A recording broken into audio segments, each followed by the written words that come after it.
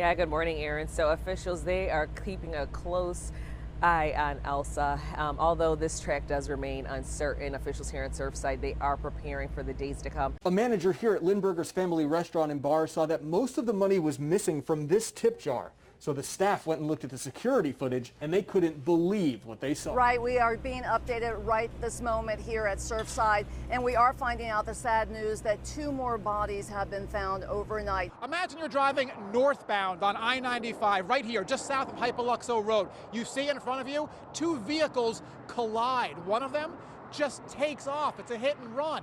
That's exactly what happened to a guy on Monday, and the whole thing was caught on camera. We just learned that the cause of this brush fire is lightning, and that's lightning from Friday's storm. Now, we're also told that it could be days before this fire is actually contaminated. Now, as you can see, right behind me is this wooded area where we're starting to see a lot of people come out. They're taking pictures, and the fire is right now just smoldering, and that's why you're looking at a lot of smoke. Now, St. Lucie County Fire District is asking people to use extreme caution if you're traveling on Dyer Road, Tilton Road, or Silver Oak Drive. Now, this large brush fire burnt nearly 90 acres near the Spanish Lakes development on Sunday. People who were evacuated from their homes were able to go back in late last night. Now, no one was hurt, but there was 1 home damaged, and we're also told that there are about a dozen homes still without any power. So as soon as you know more details, we'll be sure to keep you posted. Reporting from Port St. Lucie, Waukesha Bailey, WPBF 25 News. Here you can see the words Black Lives Matter too are now front and center outside of New Macedonia Missionary Baptist Church.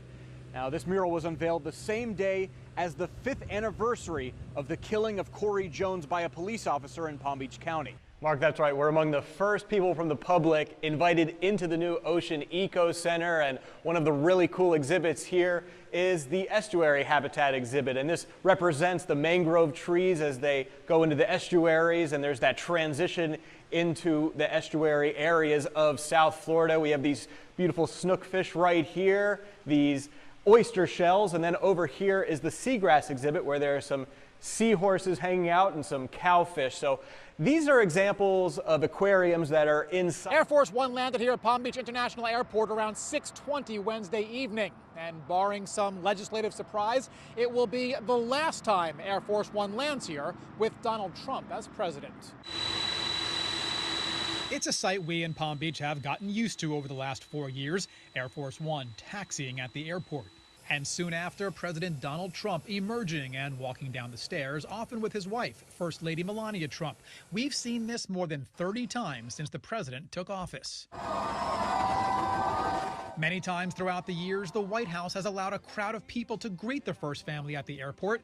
On Wednesday evening, there was no crowd. The president and his wife descended the stairs from Air Force One, holding hands before climbing into their SUV and joining the motorcade to Mar-a-Lago.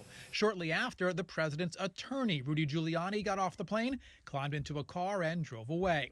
President Trump does not have any public appearances scheduled while he's in town, though there may be some repeats from previous years. I want to thank everybody. I want you to have a great Christmas. He usually makes calls from Mar-a-Lago to troops overseas, and he and the First Lady will often talk by phone to children from around the country, wishing them a happy holiday.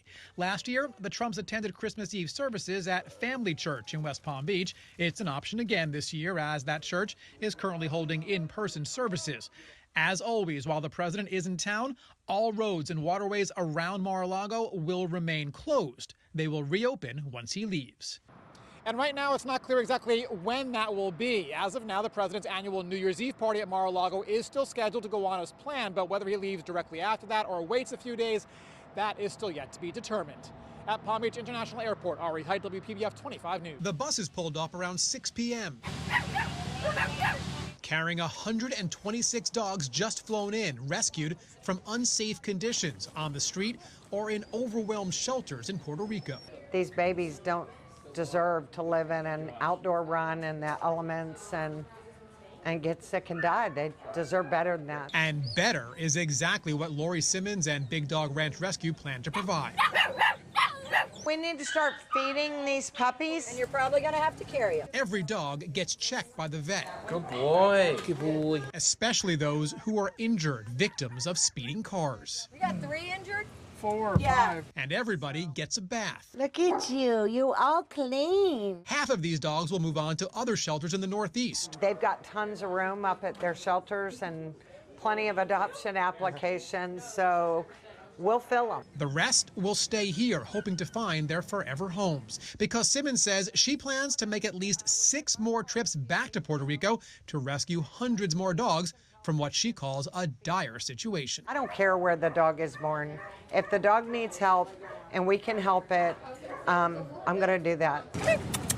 Every single life is worth it. Every single life matters. So when might Luna and all of her friends be available for adoption? Well, honestly, it all depends on the individual dog and the individual situation. Some of them will be available within about 2.5 weeks. For all the information you need on how to adopt one of these dogs or just to help Big Dog Ranch Rescue, we put that information on our website, WPBF.com.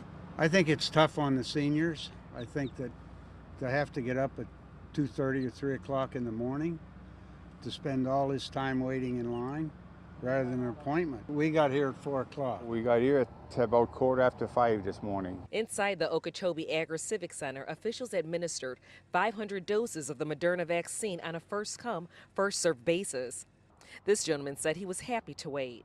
Last week, he was one of many who stood outside the health department for hours, only to walk away with no appointment. This time we stay in our car. That's even better. Emergency management says this is not their first time responding to a pandemic with a vaccine drive-through. When the H1N1 pandemic started, so when this pandemic started, well, it's just a different bug, folks. Director Mitch Smichael said when the state launched their vaccine rollout, they were not ready to implement it. They announced that they were going to launch it statewide, and we just weren't ready to implement it yet. But there's one thing seniors in the county can agree on. More vaccine, bigger facilities.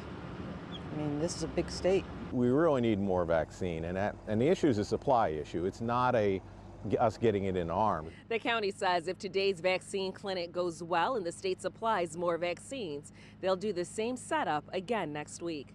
Reporting from Okeechobee, Waukesha Bailey, WPBF 25 News.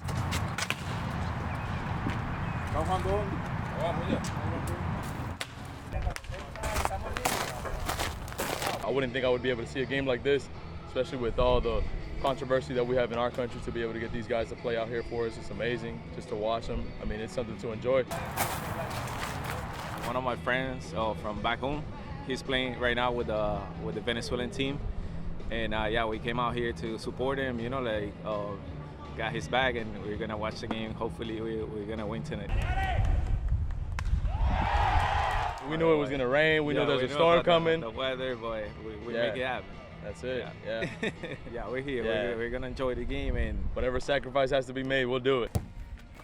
We're a hockey nation growing up, but myself, I played a lot of baseball in Vancouver, so it was just part of the life, you know, growing up. I didn't put skates on, I put cleats on. Growing up, it was one of my dreams, even if I was an amateur or professional. I always wanted to represent my country. Anywhere Canada goes, I try to watch them and support them as much as I can. World Baseball Classic, Olympics, wherever they play. Can't go to Canada and watch very many games right now, so as soon as they decided to come down and make a trip and try and make it for Tokyo, we were here.